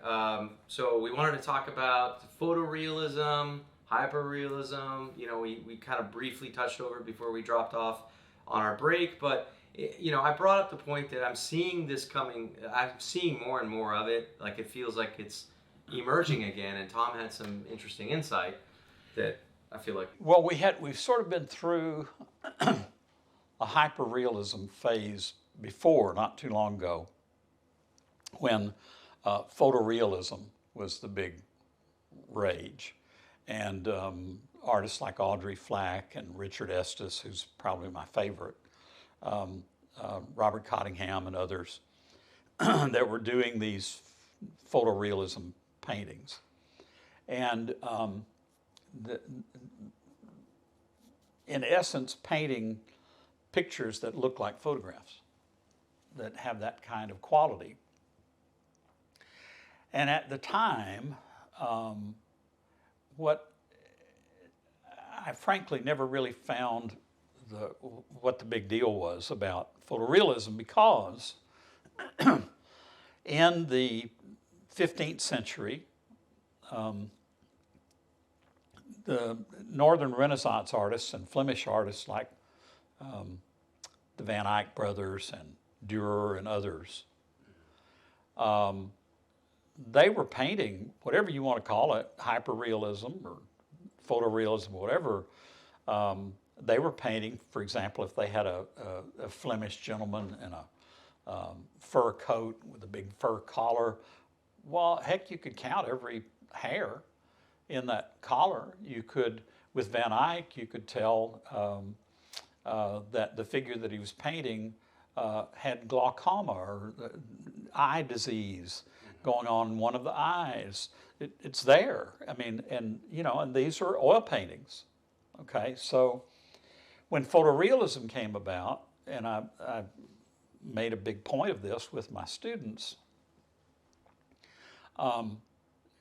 superrealism, if you will, has been around a long time, and it comes and it goes. And so the so-called hyperrealism, I kind of see in that vein. And now we talked about the effects of COVID and isolation of people and all that. I do think there is a resurgence of interest in handmade, if you will, minutia. The details, the most intricate. OCD almost. And people like to be amazed, and it is amazing to do. If you devote a whole month to one drawing of a shell or a flower or somebody's ear, and just put in every little thing you can think of, yes, they are amazing to look at. That sense of intricacy, but I'm just not sure that that's a new thing. Yeah, it's not. I don't think it's a new thing, but I feel like with the Van Eyck back then there was no color photography. So I feel like the oil paintings of Van Eyck and some of the old Renaissance artists that came out hyper-realistic, I mean, they're probably commissions, right? And we didn't have color photography there, so that was the next best thing. But now it feels like we've got photography. Well, they were trying to match nature. Right. Yeah. Right. To the nth degree. Right. But now though we have photography, we have the digital manipulation of photos. Now I'm not saying it's the same. When photographs, I don't mean to interrupt you, but when photographs, you and I both are interested in commercial illustration, right, and have favorite examples of that. When photography first started being used in advertising, I remember because so much of advertising, in print at least, had to be done by artists because they had not developed four-color processing. They had not developed halftone dots that allow you to do to simulate a, if you look closely at some of those old magazine ads, if the printing register got off just a little bit, where you could see where, the yellow got out here in the margin and the blue and the green looked kind of funky. And I was got to be part of that. I worked for a city printing company in Dallas as a kid, right before I went in the Air Force, and got to see that revolution of four-color printing revolutionized the industry. And suddenly, people were looking at photographs that had looked just kind of funky and faded and gray for so long, and all of a sudden it was like, wow, McCall's and Vogue and all these magazines are putting out these beautiful photographs. And then, in fact, I remember Riverside Press came up with, back when I was still doing that, mid-60s, they came out with the first, essentially what was an 8-color press, four on each side, which is like, mind-blowing. revolutionary, yes, really, for anybody in advertising. Okay, for the illustrators, when you come up with that kind of technology that allows you to use photography rather than the drawings, that's what everybody had. If you look at major ads, 20s, 30s, and 40s, it's all artwork. It's all and then artwork went right on up into the 60s, that kind of modern 60s style that everybody likes so much now. Well, you kind of, if you look at like photography, the first photograph's about 1850, 1840 something. It's down at the University of Texas at Austin in the Harry Ransom collection. You can go see it. It's pretty interesting. I'll go check it out. Very first photograph. Well, in the 19th century, right up to 1900 and beyond, most newspaper illustrations, magazine illustrations that were being done by people like Winslow Homer and famous illustrators like that, they were engravings, they were lithographs after a while, but they were all artwork. Well, once you came up with a way to, through the use of halftone dots, to make a photograph printable, and then you added color to it,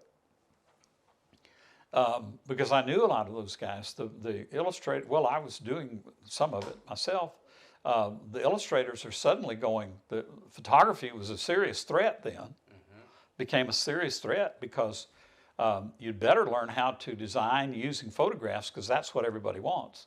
It's a lot faster to take a photograph of that new peanut butter that you're trying to feature on that cracker, right? It's a lot faster to have somebody set that up in make a photograph of it instead of paying me to do a watercolor and oil paint or whatever for it. So we've kind of been there before, is what I'm saying.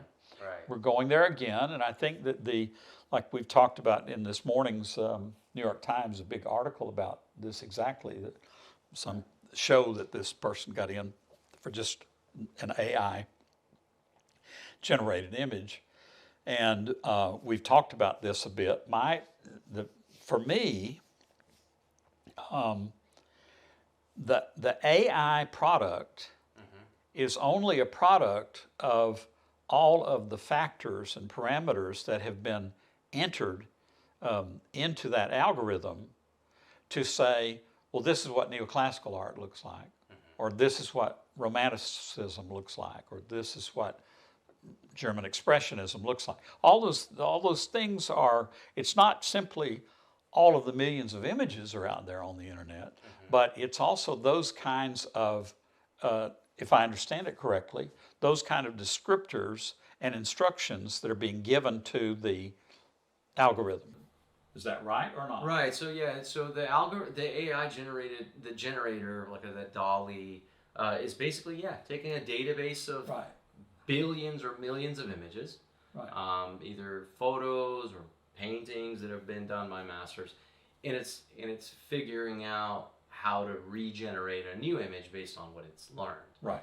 That it's So that somebody's inputting. that someone's inputting. So, for example, like, I think we were talking about monkeys in the Louvre or an avocado-shaped chair, and it generates 12 images of what it thinks it is. Right. And you basically get to curate or pick the one you like. Right. Now, I did read a New York. There was an article that I read. I don't know if it was New York Times, but someone had entered a painting that was AI generated. They just printed it on paper. I sent or that canvas. to you. Was that you? Okay. Yes, right. I sent you that. It shows up in my feed. Everything starts showing up. Right, So right. yes, you did send it to me. So it talked about how someone had entered into a regular art competition as it was their painting of these beautiful worlds. They were they look like awkward worlds, neoclassical looking worlds, and the artist It won. looked kind of like a Roman interior looking Yes. out through a round window Right. onto a big cityscape in the background. Right. It's like And with a figure planetary standing almost. there, blah, blah, blah. Okay, Yeah. but the person who entered it into a digital category Right. for the show that it was being entered into was for digital art with very few parameters or restrictions on it. Right. But it was like there was nothing that said that it had to be not AI or, as I remember the article. Yeah. So, but to that usually digital art is considered. I'm using Photoshop and I'm editing. So, Right. do we need to maybe in the art world or coming, because this is going to be a major threat? Yeah. Should we have a different category for AI generated work? It's been this has been coming, and I've not too long ago juried a national show for the Center for Contemporary Arts in Abilene, and everybody's trying to figure out how to word one of the categories for this national juried show, and we had. Oh my gosh, it was a great, I really enjoyed doing it. There were, we had,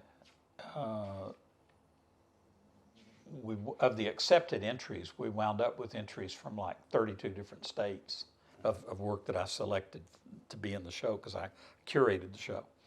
And one of the categories was digital art. And we got some wonderful things. Now, they're not like the thing you're AI talking about. They generated. were not AI generated. Right, which is a lot easier. And they were just I remember the guy who got the top prize had a wonderful Freddie was his name. Freddie had a wonderful kind of, it almost looked like a sci-fi from the 50s poster from the 50s of like. Okay. Had this cat in it that had like ray gun lights coming out of his eyes, 60s and there was sci-fi. like, yeah, it was hilarious. It was hilarious. Then he had some Japanese lettering in it that I forget what the meaning was, but and then he had and the rays were going down on this kind of classically posed Greek-looking female figure, like seated. Right. It was such a, and there was a bit of landscape in it. Anyway, my point is, it was a wonderful kind of surreal tease about popular modern kind of imagery of like the War of the Worlds, Right. combined with some classical figures, Right. and it was delightful. It was one, and it was all out of Freddie's mind, right? And and he did it all. It was all digital combination of drawing, photograph, and like that. Yeah. But how do we know he actually did it? Because now the line is blurring between Right. AI generated and someone actually opening up Photoshop. Well, because I actually, in that case, I got to meet him. Right. This was a couple of years ago, And he and I talked about it, and that we didn't talk about AI, Right. but I know the processes that he used. I know the programs that Yeah. he used, and he loves to draw and paint and all. So in that case, I knew that. Now today, you're right. I mean, I think if there's a institutions like CCA are going to have to figure out, okay, well maybe we need to come up with a category that says digital art, comma, AI images accepted. Right. And then have another category that's digital art, no AI accepted. And it's going to, and you kind of have to, because they're trying to, all of the stuff that comes in, one of the big things forever that's been really hard for institutions like museums and schools to come category wise, for example, is most everybody finally decides, okay, well, we're just going to have a separate category called collage. Yeah, just throw it all in a bucket. Because it can't be, well, I mean, you're going to have acrylic painting, you're going to have oil painting, you're going to have watercolor, you're going to have charcoal, et cetera. But some people do collages that are sort of a combination of all those things. So what do? You don't know where to put those, you don't accept them, or the people don't enter them. Media, there's categories called mixed media too that they. Yeah, but mixed media traditionally is more of like a combination, like a Cezanne drawing using crayon and watercolor. That's the traditional. But anyway, it is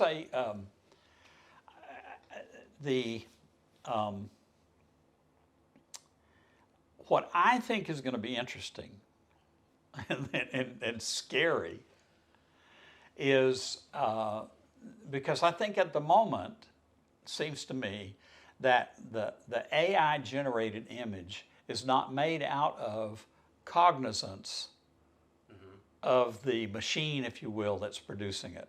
It's not just doing it out of whim. It's not making decisions about all of it's, not only is the gag line monkey in the Louvre eating a banana or eating a snow cone, whatever it might be. Right.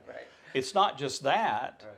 It's not just that person who put whatever that sentence was in to the machine.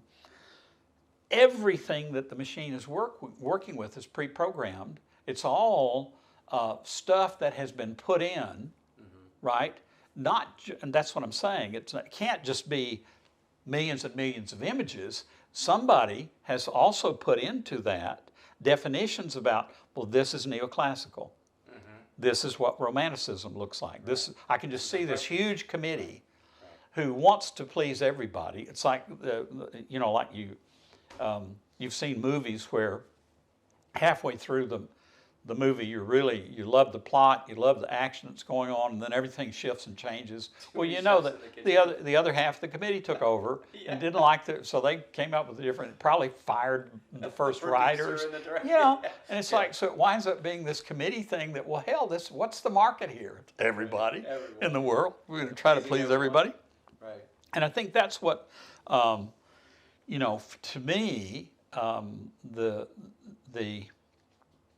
I'm not overwhelmed or just bowled over by AI generated images. I mean, the thing that was published in the New York Times, that was if you like, kind of neoclassical oriented imagery, that was a pleasant one to look at. Exactly. But not unusual. Not unusual at all. Yeah. Not unusual. But I think if someone had painted that in Photoshop or did it the traditional sense, it would have taken them hundreds of hours in detail. Sure. This thing generated in probably a minute, like 12 different variations in a minute. Think about like artists like Géricault. Yeah. Those guys, they weren't painting with paint in tubes. They were mixing it all. Van Eyck was mixing it all. Napoleon was really the first. The Impressionists and the Post-Impressionists were the first artists to get paint in tubes. Right. By the time we get to Van Gogh, he can get everything in tubes. Right? Everybody else is having to mix it. So you can imagine with color the mixing. Powders and the pigments and The dry pigments, and then you put in the Damar varnish and the linseed oil and the blah, blah, blah, gum turpentine and all that. Okay, so this is one of the, I love the development of media, how media comes about. Napoleon loved to go out in the field, on the battlefield, and have his whole kitchen go with him. You know, he's quite the gourmand.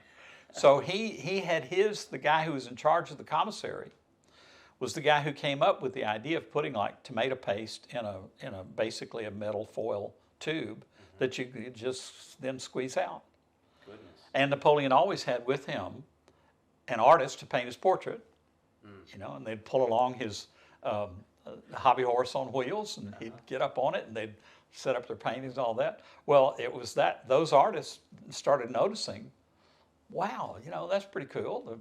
Then the next thing you know, they're making paints in tubes. My point with that, Kayvon, is that you can imagine the time saver.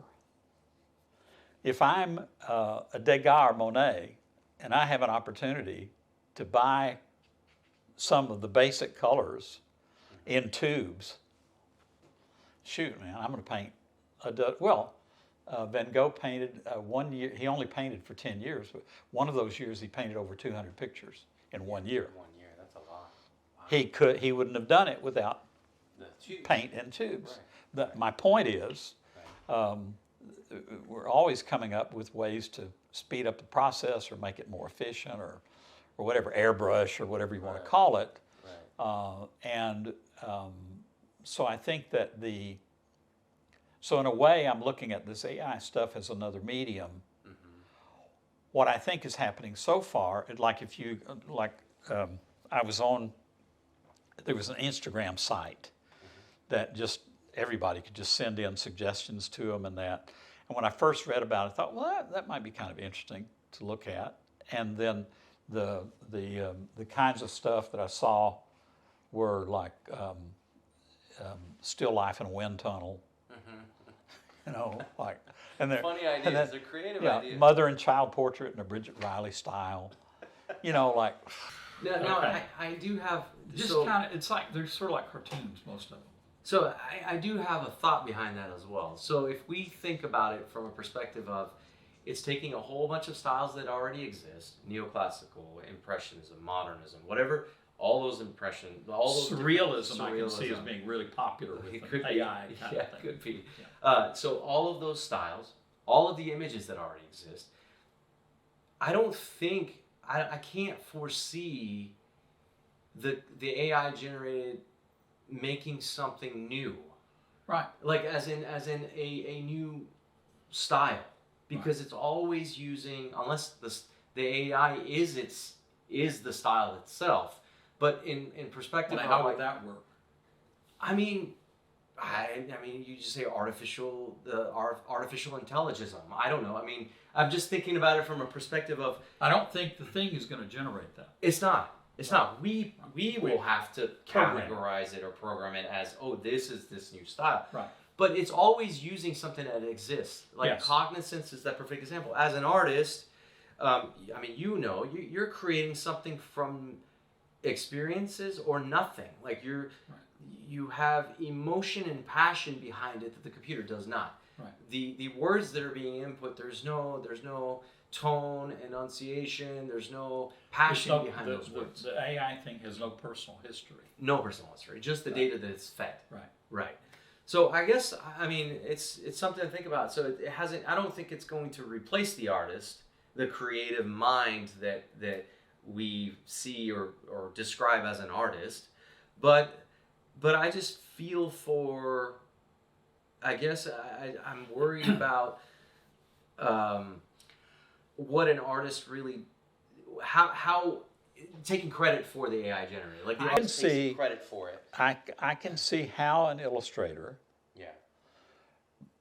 would feel threatened, just as illustrators felt threatened by photography. I can see how illustrators would be threatened. For example, let's say that Or the print press, the letter press before Yeah. the computer replaces yes, that. before movable type. Right. But I can see how, like if I was a publisher, of romance novels.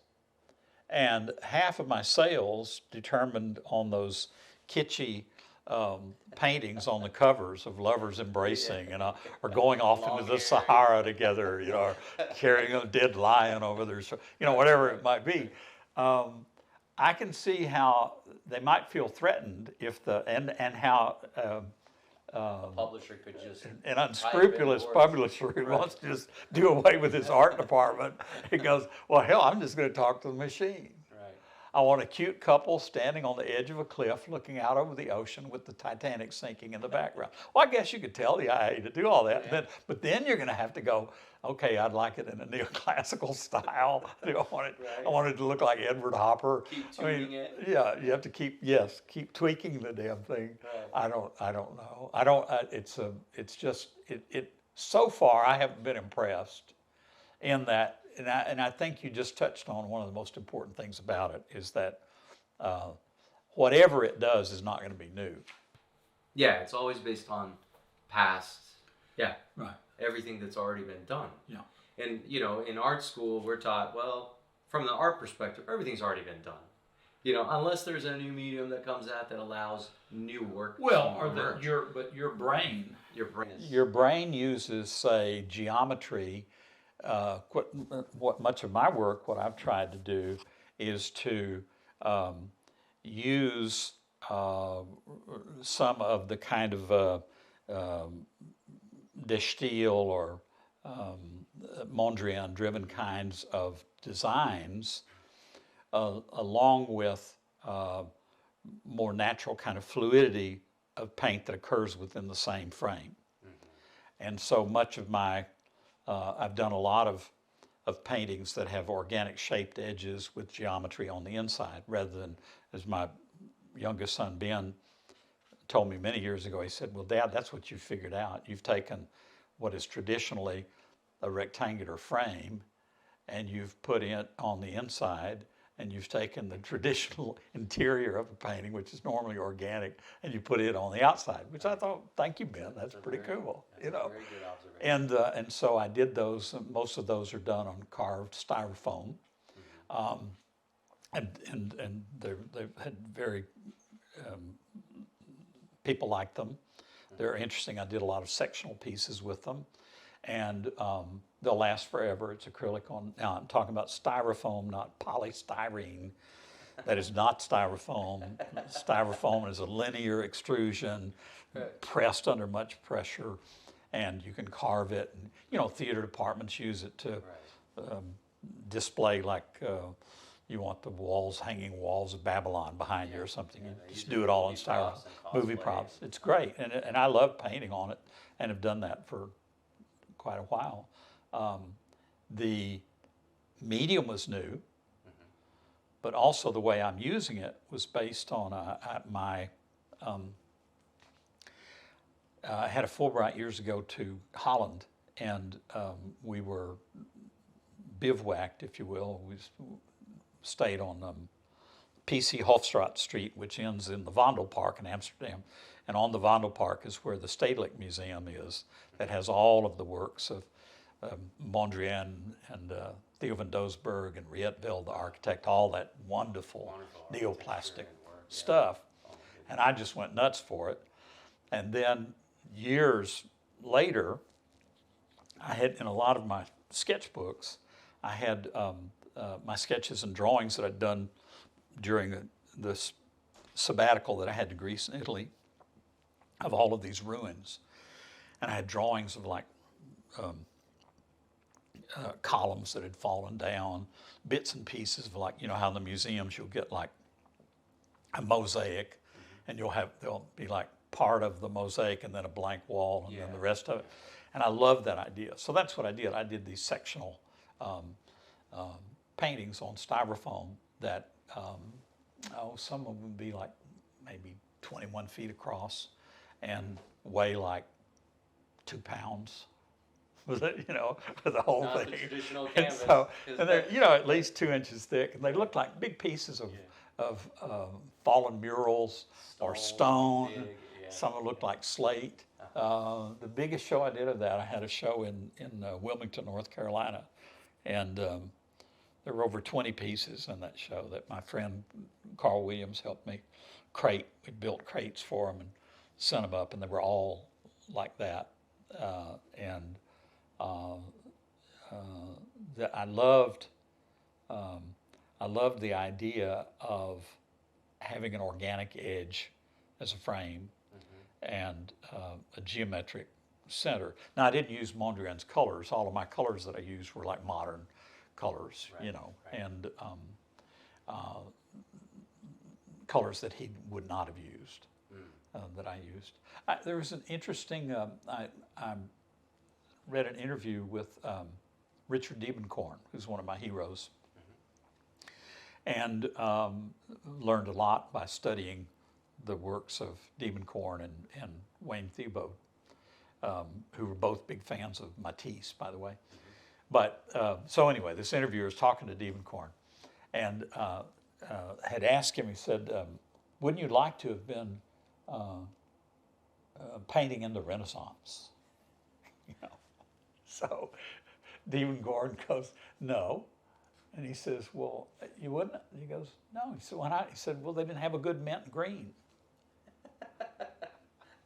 That's true.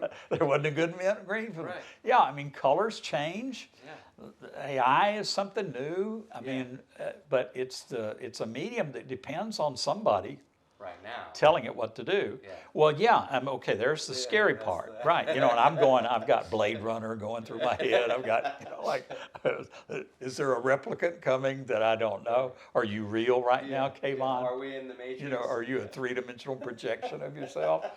A hologram that's filled in the skin, so you're looking real. That's scary, man. Yeah, that's very scary. I guess from a perspective of is there any other thoughts to the new artists that are trying? I mean, we're trying Alcohol Inc. on this channel, but you never know. I am dead set on this is my journey right now, but it obviously changes. At first it was resin, and now it's this. It could be some other medium. It could be a mix of mediums. Now, It might be a new surface. It may be a new surface, you haven't which anticipated. yes, and I'm already thinking about that as we Right. go. But I guess to the new Alcohol Inc. artist, or artist per se, or not even new, someone who's getting back into it, any last thoughts or before we end the video? I think we would. Your knowledge is amazing, Tom, and I really appreciate you taking the time. But Thank you.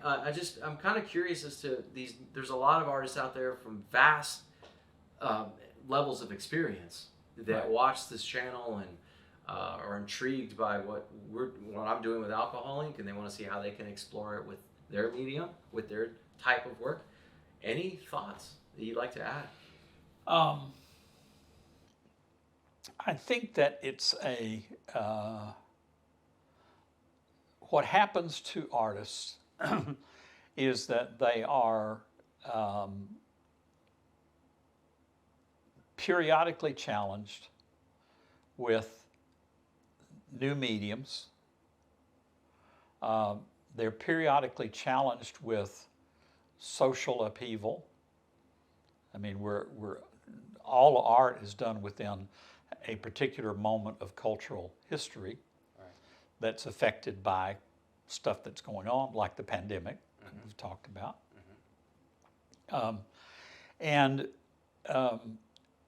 I guess I would go back to what I said at the beginning, that whether you're a beginning artist or you've been doing it for a while, I would encourage you, unless you're working in a particular area of illustration where your job depends on you coming up with, if the assignment is, we want you to do an illustration of two gunfighters fighting in the street, okay. It's very direct. Right. It's very, If aside from illustration assignments, try not to let your brain tell you that you're on the verge of a style that is going to make you a lot of money or get you a lot of coverage, or I'm much more I've had much more success, really, paying attention to artists that I really like their work, and then kind of taking the best of that I can of like, oh well, I bet they made that pour this way, or whatever. So I've learned lots from art.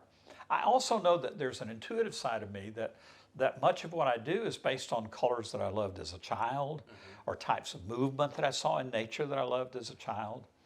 But I guess what I'm saying is don't impose too much control over what you think the thing ought to look like before you let it develop. Because I think often it's the art itself that tells me what it's going to become.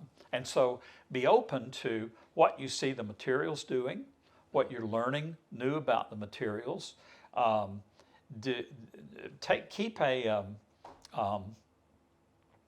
Keep a mat board with about an 8x10 opening or 5x7 opening, and keep a couple of those mat boards around, and every now and then as you're trying out new designs and new relationships of stuff, shapes or lines or whatever, just plop the mat board down on top of what you're doing. Viewfinder. And just use it as a viewfinder to just look around and kind of, oh, well, that's interesting. What if I make it vertical this time? What if I make it horizontal? I mean, we all get in I hate the term comfort zones, but that's kind of what happens to us. We get in the comfort zone of like, okay, well, everything I'm doing at the moment is a square. Everything that I'm doing is a vertical rectangle. So, well, the materials may be telling you, you're doing all these horizontal pieces, and the materials may be telling you, look, we're dying to do something taller. I mean, Right. kind of try to be try to be open to a new kind of composition, a new kind of use of the materials, a new way of using the materials. God knows the industry is going to keep giving you stuff like I've painted with just about every medium you could think of over the years, and I remember when the acrylics came up with the acrylic mediums came up with these retarders, and which I absolutely loathe. I think that they're so delicate in their use that they wind up. I don't use them, but students who've tried to use them, they're just too gummy for me. But retarders slow down retarders slow down the drying process of the acrylics. If you want that, just paint in oil. Why do that? Well, because acrylics were made for Sunday painters, we call them. That was their market they went after. Now, don't get me wrong, I love acrylic, but one of the coolest things that came along here a while back were Grumbacher makes one, Liquitex makes another one. They're either called Flow Aid or Flow Release. Floetrol. You add it to your acrylic, and it makes it work like oil paint.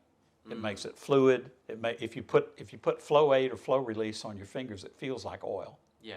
And it's not that it's speeding up or slowing down the drying time. That's not why I use it. But it makes it buttery. Like oil paints are just basically colored butter. Is what they feel like. Yes, and so I use in my acrylics, I've used Flow Release and Flow Aids a lot to get them to be as fluid as kind of like oil paints. Also, products like Liquin and Galkid have really changed. Or really added a lot to using oil paints. That you have. I guess my point is, there are going to be new things coming along all the time, medium-wise. Yeah. That let yourself play with them and try it. Right. I do think there's a lot to be said for letting the artwork tell you which way it wants to go. I have a lot of faith in what the art has done for me. And there's in another video, maybe we could talk about the spiritual. I got a great book from Tom called concerning the spiritual and art by Kandinsky. So I am going to be reading this. Good. Thank you, Tom, for this gift. You bet. And I do want to talk to you about that, because that was a really I want to know where his viewpoint is, because I've got a viewpoint from a scientific perspective that we spoke about, and he was around at that time. So and this is about Nikola Tesla and the resonance of every object in the world, and how color has resonance and vibration. So I'm really excited to learn about that. Tom, I really thank you for coming on and talking to me and sharing all of your knowledge with everyone out there. I'll have links down below in the description of a lot of the artists that he's spoken about. I may have to get all those spellings. I'll find them. The links to some of the publications that he's done. Yeah. He's got a few lectures that are coming up in Texas, and maybe, I don't know if you've got anything around, but we're going to put all that information, and if you've got a website, I'll put that in there. But it's been a pleasure, Tom. Thank you. For me too, Kayvon. It's always great to see you. Thank you, sir. So thanks, everyone. Be sure to subscribe if you haven't done so. I'll try to bring in more artists from different perspectives. I want to hear what they have to say. I thought I was going to be the only one. Oh, no. Okay. No, and be sure I'll have demos as well. So be sure to subscribe if you haven't done so. Thank you again. Have a good one. Bye-bye. Bye.